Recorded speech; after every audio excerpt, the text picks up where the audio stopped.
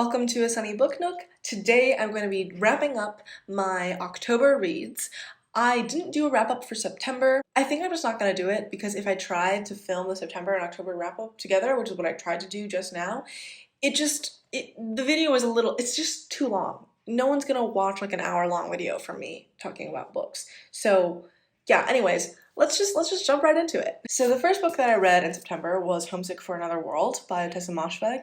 This is a collection of short stories, and it's very classic Moshfegh, very like gross people and their lives and how they live and how they are just weird and rude and cruel, and the writing is very cutting, very direct, really dry, which I really appreciate, and I enjoyed it. I rated it 3 stars. The next book that I read was The Last Final Girl by Stephen Graham Jones. I thought that this was honestly kind of confusing, but maybe it's because I listened to it as an audiobook and I did not know what was going on sometimes.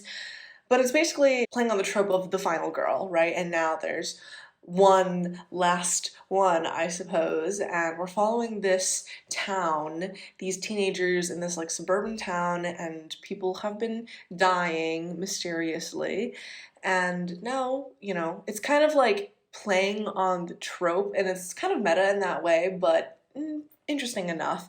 I think that it would have been better for people who are avid readers and watchers of horror. Like if you've seen a lot of horror thriller movies and you've seen all the classics and whatever, you would probably really enjoy this book, but I personally have not, so I think that I probably lacked something in going into it. The next book that I read was Tender is the Flesh by Agustina Bastarrica. I'm sorry. This book is about a dystopian future in which all meat is like poisoned. There's a disease in which all animal meat is unedible. And so now people are eating human meat. Yay, cannibalism. It's really gross, but it kind of navigates, we kind of follow this main character who's this guy who works at a meatpacking factory, and his relationship with his kind of estranged family and what kind of goes on within the factory. Eventually he also ends up like having a woman who was bred for meat like in his house. It's really weird, it's really gross, and it's truly like a dystopian horror. And I think that it's obviously saying a lot of things about the meat industry and consumerism and flesh, obviously like the actual like meat, and but I don't think that I quite necessarily got the point, really. The next book that I read was A Court of Thorn and Roses by Sarah J. Maas. I buddy read this with my friend Burke, and we thought it was like a fun time, but also just not good. I rated it 3 stars, or 3.5 stars.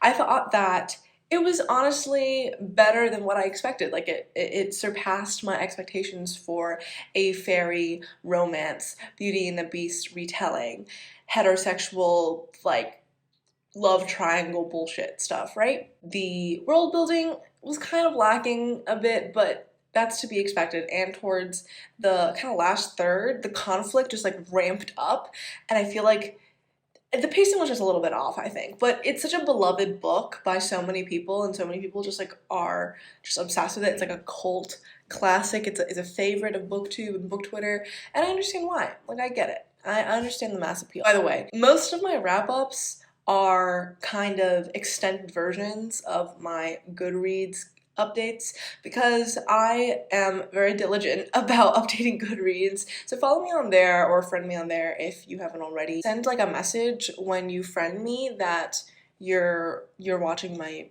BookTube channel so that I know that you're not just like a stranger. Anyways, the next book that I read was Mexican Gothic by Sylvia Moreno Garcia, sorry. This book was crazy. I really enjoyed it. I gave it 4 stars. I thought that the slow build was giving those gothic, vibey, kind of atmospheric energy that I really enjoyed.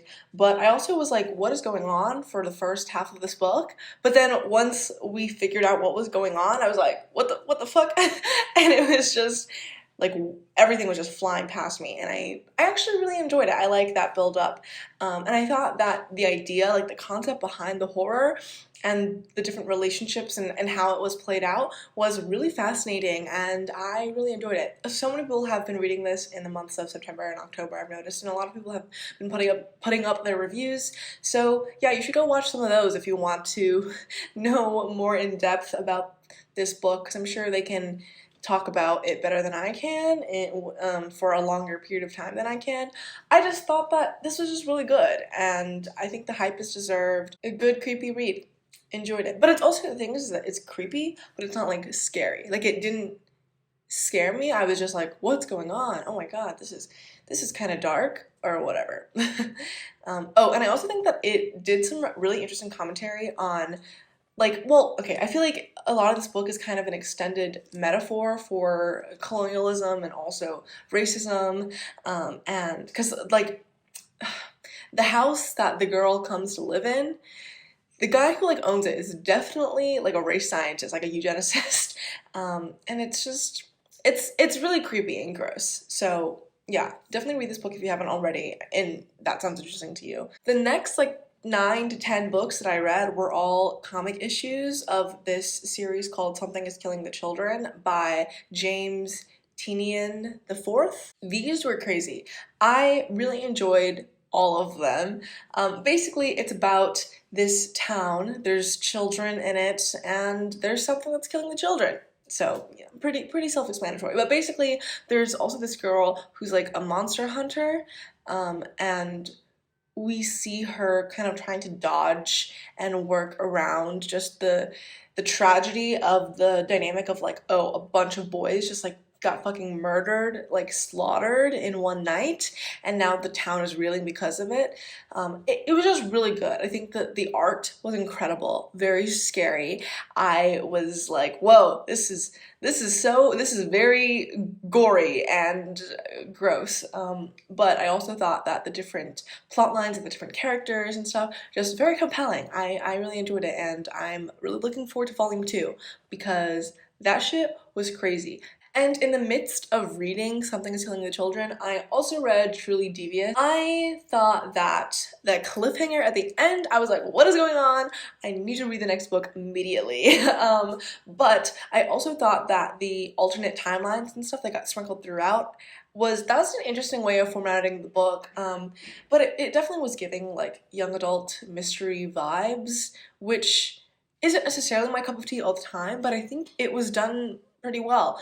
Although I did think that the romance and stuff, I was like, are you serious? Come on. The mystery aspects of it and, like, the different kind of things that happen, the different conflicts that build up within the story felt a little convenient, but that kind of gets explained later in the next book. Before I read the second and third books in the Truly Devious series, I read The Red Queen by Christina Henry. This was amazing. I really enjoyed it. I, like, want more from this duology because the Chronicles of Alice duology by Christina Henry is, like, I don't know, I just love the dark fairy tale twisted retelling, and I love the writing style that feels like a fairy tale, and I thought that how it deals with trauma and family and wanting a good life, wanting peace during conflict is just really interesting. The constructed world and the politics of the world, fascinating. I really enjoyed this book. I gave it 4 stars. It was just really immersive and creepy and just immaculate vibes, really. I think that all the villains and all the characters we're introduced to, I'm like, damn, you're really fucking cool. I kind of want to know more about you. So I really want to read. I think there's, like, kind of a book of short stories or novellas set in the Chronicles of Alice world that I want to get to as soon as possible, but I can't find it anywhere. So yeah. The next book that I read was the sequel in the Truly Devious series, which was The Vanishing Staircase. I rated this 3.5 stars. It was fun, it was frustrating, it was a good time. I think that the way that all the different conflicts kind of came together in the past and the present was kind of ingenious. I don't know how satisfying it was. I don't know. I think that like these books work really well as a trilogy, but not as things that kind of stand alone. They're a fun time, but I don't know. So then I read the last book in the Truly TV series, which was The Hand on the Wall. This played out really interestingly, but the thing is that it really did give like rad lib vibes. Like, I don't want to spoil anything because I can't talk about like the different aspects of the storytelling necessarily. Oh, also I keep on talking about these books and like what I thought about them without giving a synopsis. But anyway, basically, if you don't know what this trilogy is about already, it's basically this girl who gets invited to this academy that's like really exclusive, really famous, kind of elite, and she and her parents don't really get along, and so she's glad to get away from home because of that. But now she gets to this like school, and there's like shady shit that's happening. And also this girl like is like a Sherlock Holmes type. Like she's obsessed with true crime. She loves detective stories. She wants to be a detective basically. Yeah, I mean, I think there's a lot of kind of issues inherent to the crime genre in general, and also the idea of aspiring to be a detective, aspiring to be like a cop, to be like a sheriff or whatever, and that's never really criticized or addressed throughout the book, but I don't know. It definitely gave me like liberalism vibes, which is kind of knocked down my enjoyment of it, but also it's like a young adult mystery novel, so maybe I'm just reading too deep into it. The next book that I read, The Stone Sky by N.K. Jemisin. This is the final book in the Broken Earth trilogy, which is one of my favorites of all time. This was so crazy good. My mind was just kind of blown. But it wasn't as good as the first book. Like, this is the thing about series for me, is that most of the time the first book can just never be topped. And I think that this trilogy really saw that, because I think I rated the first book like 5 stars, second book 4 stars, and this book 4 stars, because I thought that it was definitely characteristic of Jemisin's just standard genius, but I didn't quite connect with it to the same level necessarily. But I think that everything kind of wrapped up and came together in this fascinating, fast-paced way, and yeah, I really enjoyed that. The next book that I read in the month of October was Through Your Tense Fiction, which is a anthology of speculative fiction by a bunch of different authors, from Nydia Okorafor to Emily St. James to Carmen Maria Machado, just so, not Emily St. James, Emily St. John Mandel. Yeah, just so many good stories in here. I really enjoyed this. I think in my Read With Me video that I posted, I was reading this book in it, and I just really enjoyed it. I thought all the stories, basically all of the stories, were just fascinating, incredible, amazing. Just had such a good time. Such a good time. If you like sci-fi, if you like speculative fiction, you gotta read this book. If you like Ted Chiang short stories, you gotta read these. They're really good. I rated it 5 stars, obviously. I really enjoyed it. Also, the cover is beautiful. I'm so obsessed with this. I'm so glad I got this book. Ugh, very good. Very good. I love a good speculative fiction short story collection. There's just so much to it that I'm so obsessed with. The next book that I read was Revenge by Yoko Ogawa. This is like a novel that feels like a collection of short stories that are interwoven together, I suppose. But I felt like it was kind of wandering and just directionless almost, and there wasn't enough creepiness to it, in my opinion. Like, I wanted more creepiness, but I read it because Alicia Reeves was talking about it, and I was like, okay, yeah, I'll check it out. And I don't regret checking it out at all. I thought it was pretty good, but I mean, the writing was pretty typical of Yoko Ogawa, like sparse and kind of dry, not frilly at all. Yeah, so I rated it 3 stars. The next book that I read was Monstrous, Volume 1 by Marjorie Liu. I thought this was wild and creepy and disturbing, but that the fantasy world was really interesting, the characters were really interesting, the main character seemed super dynamic, and the art gorgeous, stunning. It was a really like beautiful mix between kind of a manga style and a traditional kind of Western comic style. Just really interesting. The politics of the world, I can't wait to explore more, and the world building is really interesting, but also I think that the pacing is a little bit off in that structurally with the story, like we get explained the like we as readers are explained to what the world is like and why it's like that in this really kind of choppy way that would have been better, I think, if it was just like an info dump at the beginning. Like, I would have rather just tried to figure out everything about the world before reading about the dynamics of the world and the conflicts within it. I don't know. But I rated it 4 stars, really enjoyed, thought that, like, you know, it's basically all women, basically all people of color. Oh, there's so much brutality in this though. Like, lots of trigger warnings, if you want to look into those. But yeah, can't wait to read volume 2. The next book that I read was another Christina Henry because I wanted more Christina Henry, even though I couldn't get the book that I really wanted to read, which was, I think it's called Through the Looking Glass, or something like that, or Looking Glass. I don't remember. It's the other Alice in Wonderland book. But because I couldn't read that, I read her other book, her other series that she published like 5-6 years before the Alice duology, and that is Black Wings.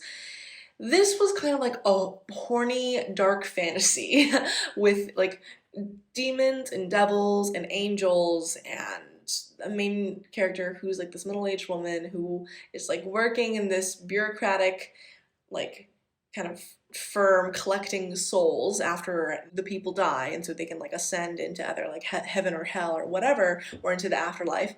And I thought that the lore was like pretty interesting. It kind of gave me like a more serious version of like Terry Pratchett Good Omens vibes, if that makes sense.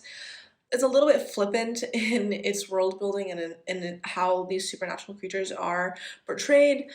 And I think the romance was really was really the kind of main focal point of the story, which I found kind of annoying. But yeah, I think that it was pretty good despite all of that. The next book that I read was A Tale of Magic by Chris Colfer, whom you may know from Glee. This book, I rated 3 stars. I thought it was like mediocre, like a mediocre middle grade children's like fantasy novel. This was a fun magic book for kids. I definitely wasn't the target audience for it, but yeah, I thought that the politics of it, because obviously it was for children, didn't just lacked a degree of complexity that I was like, okay. And with that, it meant that it was a little bit on the nose, a little bit just right there, kind of obvious.